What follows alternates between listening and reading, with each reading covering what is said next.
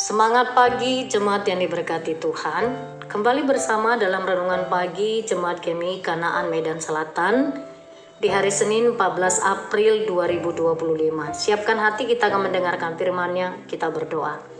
Allah yang Maha Kasih, kami bersyukur untuk anugerah-Mu hari baru. Kami memulai hari ini dengan lebih dahulu mendengarkan firman-Mu. Berbicaralah Engkau ya Tuhan, tuntun kami untuk mengerti. Dalam nama Tuhan Yesus kami berdoa. Amin.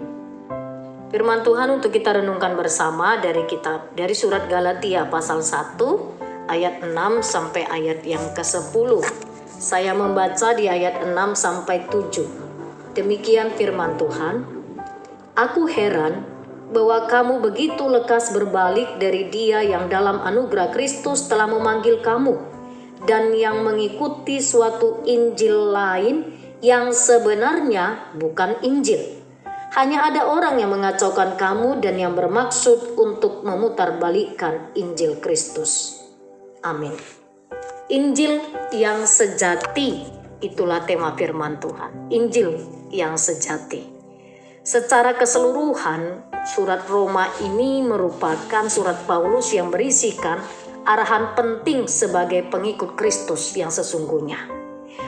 Dari bagian ini kita melihat ada keprihatinan Paulus kepada jemaat Galatia. Jadi keprihatinan Paulus ini patut kita waspadai.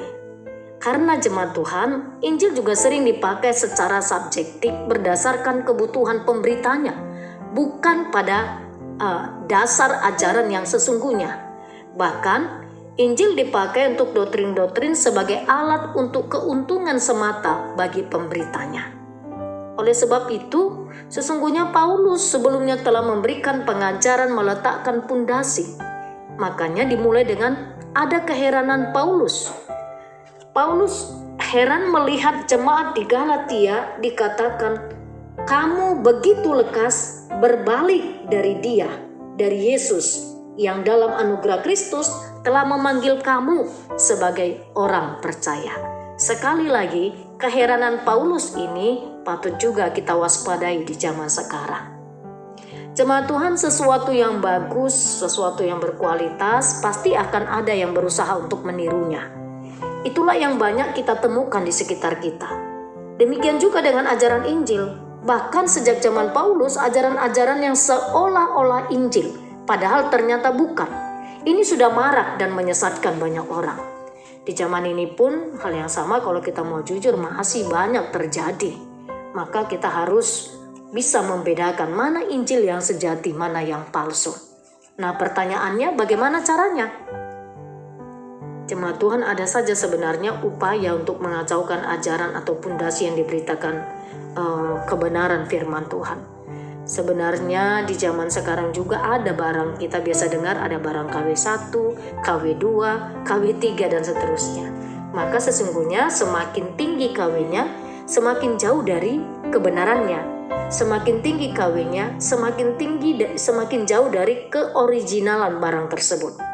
Namun, mengapa orang masih banyak tertipu? Kenapa sih masih banyak aja orang yang tertipu? Sederhananya saya mau menjawabnya, tentu karena tidak kenal dengan barang yang ori, tidak benar-benar paham bagaimana barang yang original. Itu sebabnya dia akan tertipu.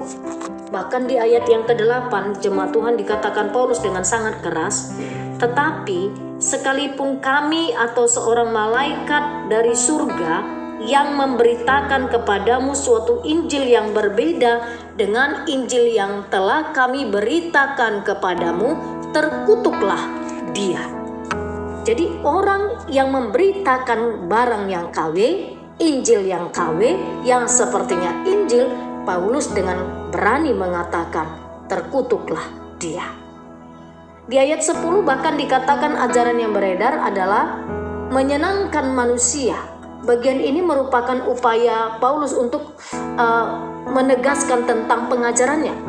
Ajaran Paulus tentang keselamatan berdasarkan anugerah Allah sering disalah mengerti.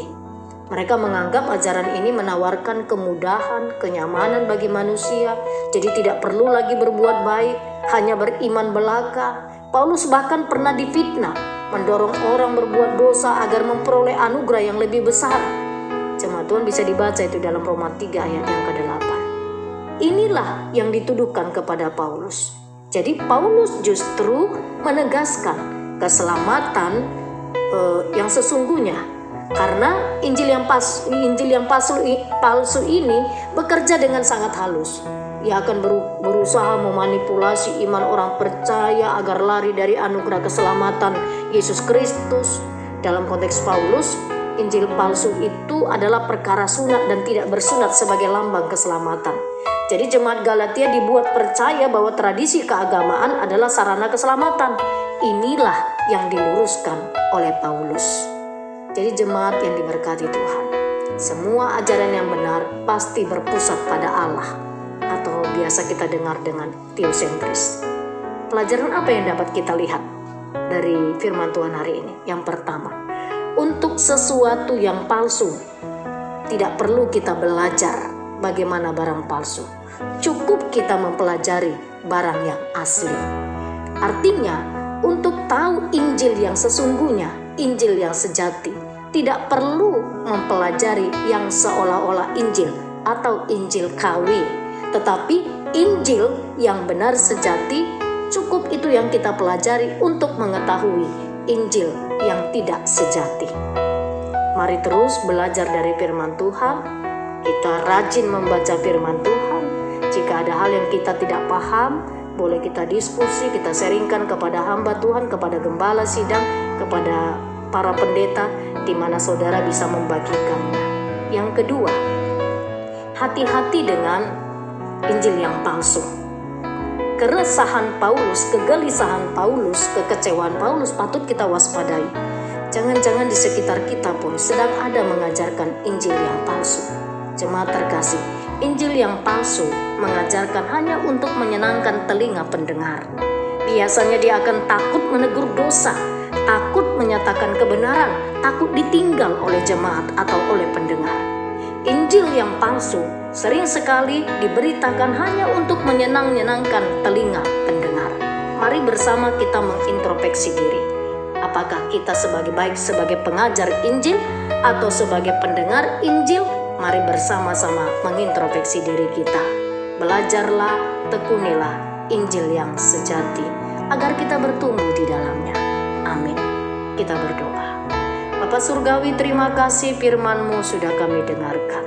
Untuk mengerti Injil yang sejati, biarlah kami sungguh-sungguh terus belajar membaca firman-Mu, merenungkannya, menggali kebenaran firman-Mu, sehingga kami memiliki kepekaan hubungan dengan Tuhan. Materaikanlah firman-Mu ya Bapa. Segala aktivitas kami sepanjang hari ini kami serahkan kepadamu, Tuhan yang memimpin dan memberkati kami, supaya setiap yang kami pikirkan, yang kami kerjakan, yang berkenan bagimu, Engkau membuat berhasil dan kami menjadi orang-orang yang berkemenangan di dalam Tuhan. Anak-anak kami sepanjang hari ini kami serahkan kepadamu, berkatilah mereka, anak-anak kami dalam tumbuh kembangnya, di dalam pendidikannya, masa depannya, kami serahkan di dalam tangan Tuhan. Buatlah anak-anak kami menjadi anak-anak yang sukses, anak-anak yang punya hati yang takut akan Tuhan. Bagi anak-anak kami, bahkan jemaat Tuhan yang sedang mencari pekerjaan, Tuhan berbelas kasihlah Engkau, membuka jalan bagi mereka, memberikan pekerjaan kepada mereka. Kami bawa juga untuk jemaat Tuhan yang hari ini bersuka cita atas ulang tahun kelahiran mereka. Ada Bapak Benadabdab, hari ini genap berusia 45 tahun. Ada Arif Raja Sarumpait, hari ini genap 25 tahun. Ada anak kami Rahel Stefani Sibarani, hari ini genap 22 tahun. Ada Ibu Nelly Marisi Boruhuta Barat, hari ini genap 61 tahun. Ada anak kami Clara, hari ini genap berusia 27 tahun. Jemaat-Mu yang berulang tahun hari ini bertambah usia mereka, bertambahlah kesehatan, bertambahlah sukacita, bertambahlah hati yang takut akan Tuhan. Berikanlah mereka kebahagiaan. Kami menyerahkan segala pergumulan kehidupan jemaat-Mu sepanjang hari ini, Tuhan yang menolong, memimpin mereka untuk keluar dari setiap kemelut kehidupan pergumulan yang mereka hadapi. Bahkan jemaat-Mu yang mengalami kelemahan tubuh, hamba memohon berbelas kasih, Engkau memberkati makanan, minuman, dan memberikan kesembuhan kepada mereka. Terima kasih Bapa, di dalam nama Tuhan Yesus Kristus kami berdoa. Amin.